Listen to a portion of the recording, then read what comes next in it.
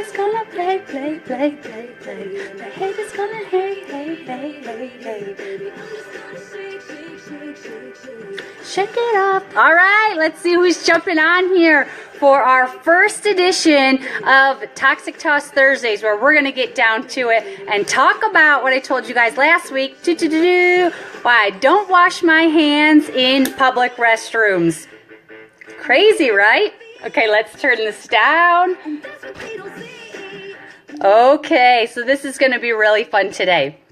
So this topic actually came to me because it was through a Facebook post right here on Facebook, and I saw somebody complaining how it was so gross that people go into the bathroom and they come out and they don't wash their hands. And I thought, there could be people complaining about me from seeing that, because I'm one of those people. And I thought, man, this would be awesome as I start this new series just to explain why I don't wash my hands in the public restrooms. Okay, so let's get right to it. I'm going to tell you guys why, what the chemicals are, and then what I do instead, right? Okay, so why don't I wash my hands in the public restrooms? Well, it's because of the toxic chemicals. I'm sure you guys probably figured that out. But because of the toxins that are found in most conventional hand soaps, I do not want them accumulating on my hands. And let's think about that. We wash our hands quite a bit, right, throughout the day when we're going to the bathroom, before we're eating.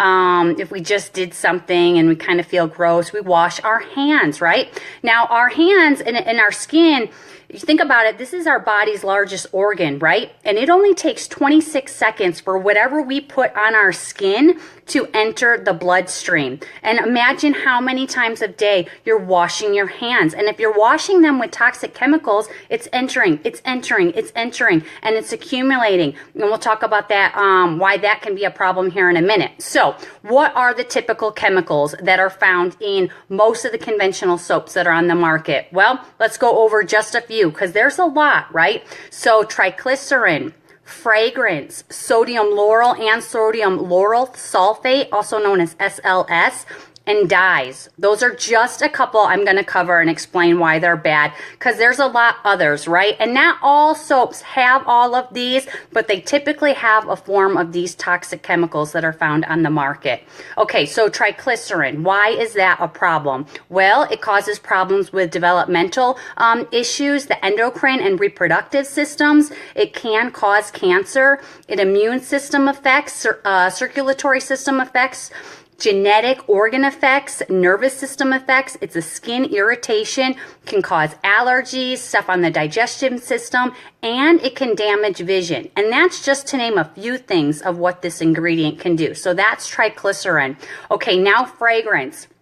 Fragrance is huge. It can also be called perfume, parfum. It's a loophole for hundreds of thousands of chemicals. They got grandfathered in where they don't have to tell you what's in the fragrance, because that's their secret smell, right? That's their secret scent, and they don't want you to know what that is. But it's hundreds of thousands of chemicals, and there's everything from formaldehyde in there and other carcinogenics, and you just don't want them entering your bloodstream. So fragrance, it's a skin irritation, can cause allergies, acute aquatic toxicity, nervous system effects, respiratory effects. Many of the ingredients, like we said, you just don't know what they are, but they can lead to brain dysfunction, birth defects, autism, ADHD, and even cancer, right? And this is in our hand soaps. Okay, next, sodium lauryl and lauryl sulfate, and this is also known as SLS. So they sometimes try to hide it so you don't know exactly what you're looking for. Same thing, chronic aquatic toxicity, general system, organ effects, acute aquatic toxicity, damage to DNA, respiratory effects, developmental, endocrine, reproductive effects, digestion system effects, nervous system effects, damage to vision, cancer. And again, these are just some of the negative effects of this chemical. And then lastly, dyes. Well, there's skin irritation, allergies, organ effects, and cancer. So just knowing those couple, right? I only went over 4. And some soaps have more, right? And fragrance, we know, has tons. We don't even know what's in that. But just those 4 and knowing how toxic they are. And over time, you are continuing to wash your hands, right? And it's building up. Think about that. How many times? I probably wash my hands, I don't know, 10 times a day. Well, that's building up. That's called bioaccumulation. So you may not feel the effects from these chemicals building up in the short term, but in the long term, you can. You can feel them in so many ways. You know, again, we brought up the allergies, effects with your respiratory system, and it could lead to something as catastrophic as cancer. So why would you want those chemicals in your products if you know what they do and you're accumulating them, right? And then the scary thing for us and those of us that have children is there's something called epigenetics, where what we're using gets passed on to the babies. And not just our babies, it can get passed on for 3rd and 4th generations, these chemicals, because they bioaccumulated in our system and we're just not getting rid of them, right? And we're continuing to use them. So that's why I don't allow my family to wash our hands in public. And a lot of time, even at people's houses, if I see, you know, they've got those fragrant smelling hand soaps, you know, and believe me, guys, I was there. I used to use all that stuff. The saying goes, when you know better, you do better. And I truly believe that. So I used to use all that stuff. But now that I know better, I know what these chemicals do. Do I want them accumulating in my body and building up? No, I don't want that. And look at the rise of everything from birth defects, autism, ADHD, cancer, right? Look at the rise and look at these chemicals. So we'll leave it at that. So what do I do instead? Well, at home, it's really simple. I use Young Living's hand soap, and when I run out of that and I'm waiting for my hand soap to come in, I make my own. I'm going to show you guys quickly here how I do that, and it's so simple. So you just get a foaming hand soap bottle, and these are all non-toxic ingredients. I prefer to use coconut oil soap. I order this off of Amazon. Super simple. And then we're going to use Young Living Thieves Essential Oil. If you guys aren't familiar with Thieves, Thieves is super awesome to boost one's immune system to stay above the wellness line. So obviously that is going in my hand soap to wash our hands.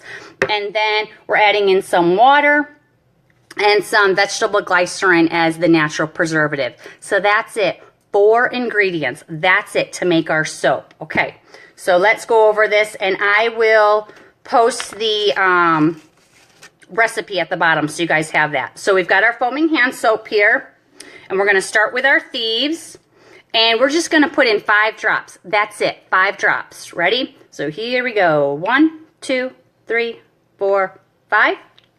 And then we are going to get our coconut oil soap, and we are just going to put in 2 tablespoons of that. That's all we need from here. Hopefully I don't spill. So we're doing this here. So there's 1, put that in, and 2. And again, this is just the coconut oil soap. There's no other ingredients in here, nothing funky.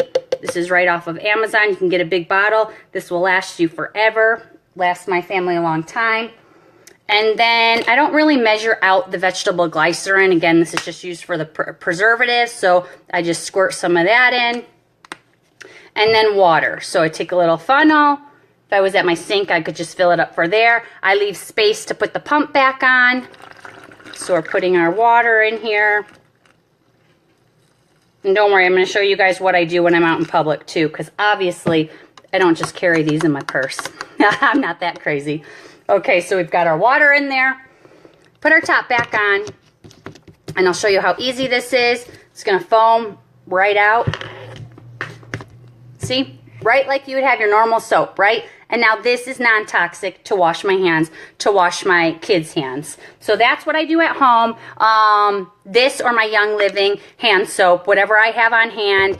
Both are really affordable, reasonable, and again, none of those harmful chemicals. You saw the ingredients that I put in there. Super simple, right?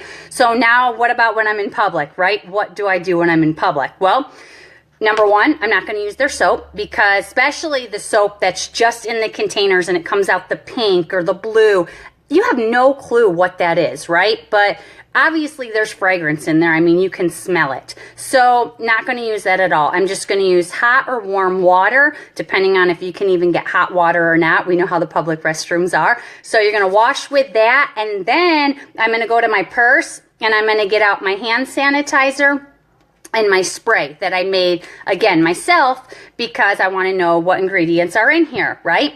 So hand sanitizer. This is super, super simple to make too. And the reason I make my own, or I use the Young Living one, is because I don't want the harmful chemicals in it. Because even hand sanitizer, most hand sanitizers on the market do have triglycerin in them. The FDA recently did ban that ingredient and labeled it as toxic. The problem is the manufacturing companies have until this year to use it and then get it out of their products. So they're still using it right now. And then think about the shelf lives of products. So those hand sanitizers are probably going to stay on the shelves for the next, I don't know, 4 or 5 years. You're buying them as the consumer, not even realizing that this chemical was banned by the FDA, and you're still getting it in your body. No, thank you. I don't want that, right? So I'm going to make my own. So hand sanitizer, super simple. Again, I'm getting out my thieves oil where I set that, and I'm also getting my tea tree oil. You guys are not familiar with tea tree oil, man, you're missing out. Send me a message. I can let you know why this is the bomb. So I'm just adding in 4 drops of that. I'm going to add in 4 drops of my thieves. Okay, and then same thing, I'm just going to do a splash of my vegetable glycerin for my natural preservative. And then this is super simple. All I'm doing is getting some aloe vera gel, and I'm just going to pump it in here. And that's it. And then I'm going to mix this all up really good. And I have hand sanitizer. Super simple, right? So when I'm in public, I'm going to wash with the hot water, the warm water, use my hand sanitizer, and then I'm also going to use my spray. So I make a spray, and same thing. This is just going to start off with the thieves oil. So I'm going to take 5 drops of this. 1, 2, 3, 4, 5. Oop. 5, there we go. And then I'm also going to use some witch hazel. So I am going to do 1 tablespoon of the witch hazel. And let me get back my funnel here. Put this on. So we got our funnel. We've got our witch hazel.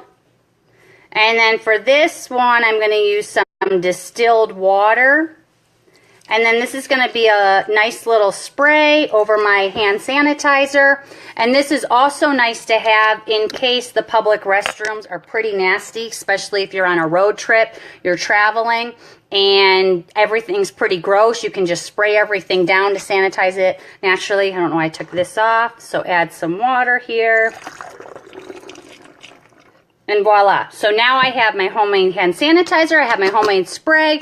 Again, I'm going to bring this, or I'm going to bring my Young Living ones that are already made for me. So if you guys are somebody that doesn't like to DIY, you can most certainly just purchase it right from the company itself. And that way you don't have these toxic ingredients in your products, right? And this is simple to carry in your purse, you know, and to have. That way you know you're still being able to take care of the germs, but you're not taking away the good stuff from your hands, and you're not getting those bad chemicals entered into your bloodstream. So that's what I do. That's why I don't wash my hands in public restrooms, and what I do instead. I hope you guys enjoyed this Toxic Toss Thursday.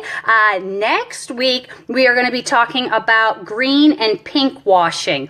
So this is something that's really big, especially when people start to jump on the natural bandwagon and they want things more organic, more natural, but they get very overwhelmed and with the labels and what they say. So we're going to go over what that even is, what resources you could use, what apps you could even put on your phone so you could scan, figure out what these toxic ingredients are, and we will put that right on there and show you guys next Thursday. So I hope you guys can join me then. That will be Thursday, January 18th, right here on my Facebook page. All right, guys, thanks for watching.